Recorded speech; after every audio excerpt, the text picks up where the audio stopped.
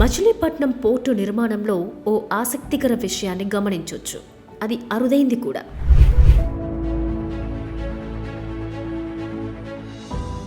వినడానికి వింతగా అనిపించినా కానీ ఇంజనీరింగ్ పరంగా విశేషమైనది.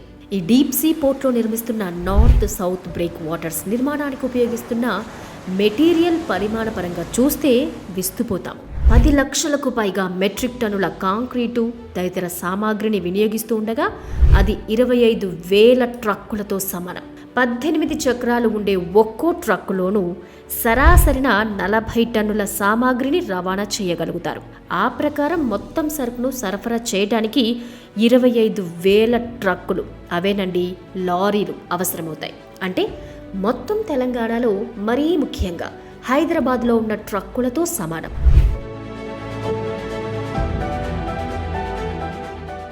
వాటన్నింటినీ రోడ్డుపై వరుసగా ఖాళీ లేకుండా ఒకదాని తరువాత ఒకటి నిలబెడితే 225 కిలోమీటర్ల పొడవున ఉంటాయి. ఒక్కో ట్రక్కు 9 మీటర్లుంటుంది. ఇదంతా ఎందుకు చెప్తున్నామంటే, పోర్టులో పైకి కనిపించే నార్త్ సౌత్ బ్రేక్ వాటర్లు అంతా కలిపితే 2.5 కిలోమీటర్ల లోపు ఉంటాయి. కానీ దాని వెనుక ఎంతో శ్రమ ఉంది.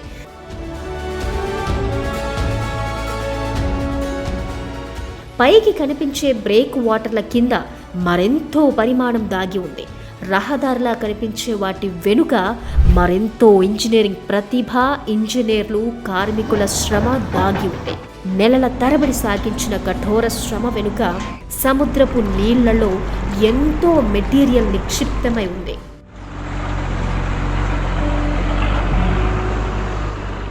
ఆ వస్తు సామాగ్రి బ్రేక్ వాటర్స్ను పటిష్టపరచడమే కాకుండా మొత్తంగా డీప్ సీ పోర్టుకు రక్షణ, భద్రతకు కవచంగా ఉంటాయి.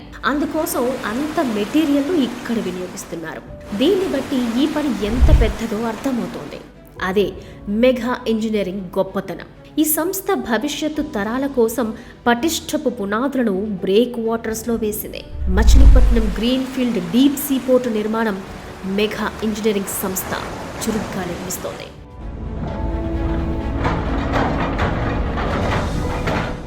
దేశంలో పలు గ్రీన్ ఫీల్డ్ సీ పోర్టులు నిర్మిస్తున్నప్పటికీ ఈ పోర్టుకు మాత్రం ప్రత్యేకతలున్నాయి.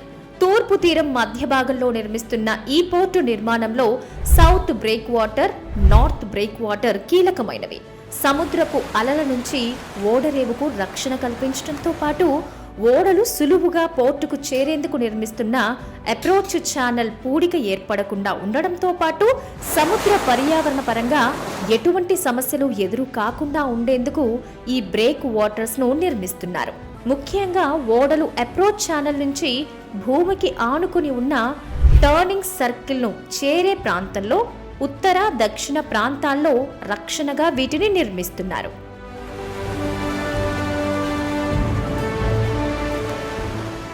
మొత్తం ఓడరేవులో రైలు కనెక్టివిటీ, రోడ్డు కనెక్టివిటీలతో పాటు 4 బెర్తులు, బొగ్గు నిల్వ యార్డు, పరిపాలనా భవనాలు కీలకమైనవి. ఇవి దాదాపు తీరం మీదనే ఉంటాయి. అయితే అప్రోచ్ ఛానల్ 2 బ్రేక్ వాటర్స్ నిర్మాణాలు సముద్రపు నీటిలో ఉంటాయి. సముద్రంలో వీటిని నిర్మించడం కష్టం. మరీ ముఖ్యంగా తూర్పు తీరంలో బంగాళాఖాతంలో నిర్మాణాలంటే మరింత క్లిష్టం. ఇక్కడి అలలు తీవ్రంగా ఉండడంతో పాటు కరెంటు వేవ్స్ అధికంగా వచ్చిపోతూ ఉంటాయి.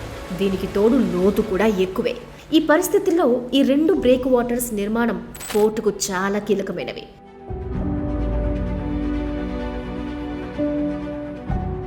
మామూలుగా సముద్రపు అలల నుంచి రక్షణ కోసం గోడలను నిర్మిస్తూ ఉంటారు, లేదా టెట్రాపాడ్స్ రక్షణ కల్పిస్తూ ఉంటారు. ఇవి కాకుండా గ్యాబియల్ నిర్మాణాలు కూడా ఉంటాయి.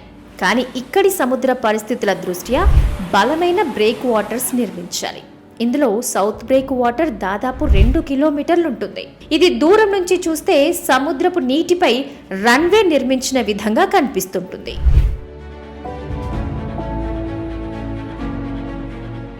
నీటిలో ఇంత పెద్ద నిర్మాణం పూర్తి చేయడానికి దాదాపు 9 లక్షల మెట్రిక్ టన్నుల సామాగ్రిని వినియోగిస్తున్నారు. ప్రధానంగా సముద్రపు నీటిలో బెడ్డింగ్ లేయర్, అండర్ లేయర్ కీలకమైనవి. వీటి కోసం దాదాపు 4.5 లక్షల మెట్రిక్ టన్నుల మెటీరియల్ను ఉపయోగిస్తున్నారు.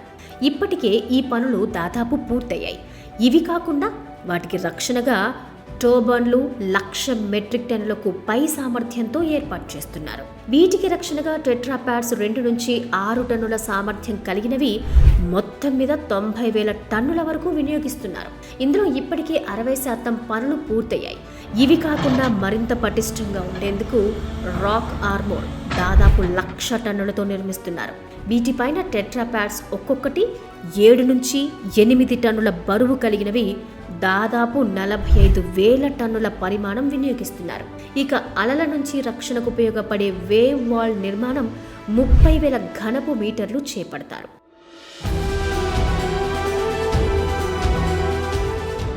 ఇక నార్త్ బ్రేక్ వాటర్ ఎగువ భాగంలో ఉంటుంది. దీని పొడవు 250 మీటర్లు. సౌత్తో పోలిస్తే ఇది 8వ వంతు కన్నా చిన్నది.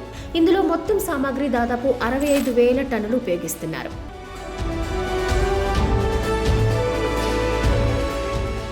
మామూలుగా బ్రేక్ వాటర్స్ నిర్మాణంలో మధ్యలో రహదారి తరహాగా కనిపిస్తుంది.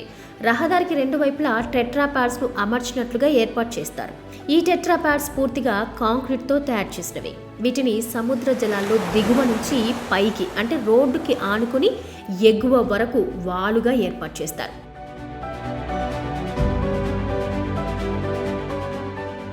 నీటి అలల నుంచి రక్షణకు, ముఖ్యంగా బ్రేక్ వాటర్ నిర్మాణం ఏ విధంగా కూడా కోతకు గురి కాకుండా ఈ టెట్రాపాడ్స్ పూర్తిగా ఉపయోగపడతాయి.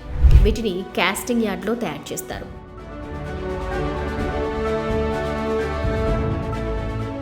బ్రేక్ వాటర్ చివరి భాగం అంటే సముద్రంలో ఉండే ప్రాంతం ఎక్కువ వెడల్పుతో వృత్తాకారంలో ఉంటుంది. దీనివల్ల 4 వైపులా అలల నుంచి బ్రేక్ వాటర్ను రక్షించడం వీలవుతుంది. ఈ భాగంలోనే మధ్యలో వేవ్ వాల్ ఏర్పాటు చేస్తారు. ఈ వేవ్ వాల్ దీర్ఘచతురస్రాకారంలో ఎగువన వృత్తాకారంలో ఉంటుంది. ఈ బ్రేక్ వాటర్స్ నిర్మాణంలో టెట్రాపాడ్స్ కీలకమైనవి. సౌత్ బ్రేక్ వాటర్లో 7 టన్నుల సామర్థ్యం కలిగిన 38,000 టెట్రాపాడ్స్ ఉపయోగిస్తున్నారు. 8 టన్నుల సామర్థ్యం కలిగినవి దాదాపు 6,000 టన్నులు ఉపయోగిస్తున్నారు. అదేవిధంగా నార్త్ బ్రేక్ వాటర్లో 7 టన్నుల సామర్థ్యం కలిగినవి దాదాపు 2,000 ఉపయోగిస్తున్నారు.